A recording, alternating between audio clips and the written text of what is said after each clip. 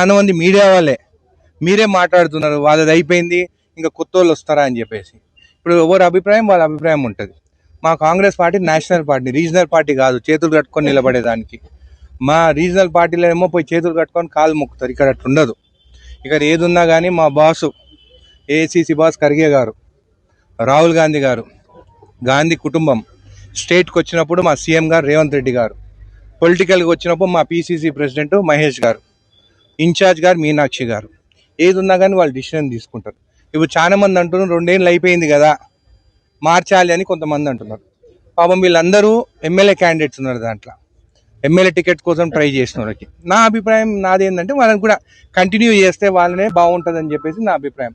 ఇంకా కొంతమంది అంటున్నారు మళ్ళీ వాళ్ళ 2 ఏళ్ళు అయిపోయింది కదా వాళ్ళని మారుస్తా అంటున్నారు కదా, మళ్ళీ మినిస్టర్లది కూడా 2 ఏళ్ళు అయిపోయింది కదా మళ్ళీ వాళ్ళని కూడా మారుస్తారా అని కూడా అంటున్నారు. అదే ఎమ్మెల్యే నా అభిప్రాయం నేను కూడా చెప్పొచ్చు. యంగ్స్టర్స్ ఉన్నారు, ఇంజనీరింగ్ చదువుకున్న వాళ్ళు ఉన్నాము, డాక్టర్స్ ఉన్నారు.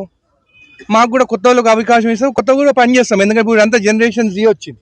సో ఇవన్నీ మా అభిప్రాయాలు. కానీ ఏదున్నా కానీ బాస్ ఈజ్ అవర్ ఏఐసిసి.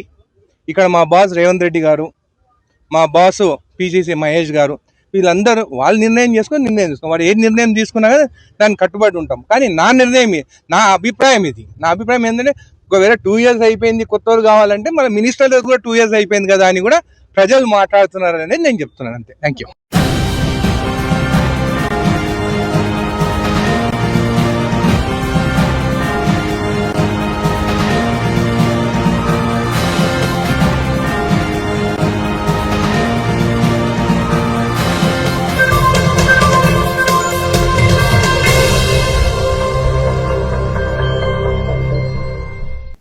లంబోదరుడు మీ కన్నీళ్లను నవ్వులుగా, మీ కష్టాలను సంతోషాలుగా మార్చాలని, ఆ విఘ్నేశ్వరుడు మీ విఘ్నాలను తొలగించి మీకు ఆరోగ్యం, ఐశ్వర్యం, ఆనందం అందించి ఆశీర్వదించాలని మనసారా కోరుకుంటుంది మీ టీజీఎన్ ఛానల్. అందరికీ వినాయక చవితి పండుగ శుభాకాంక్షలు.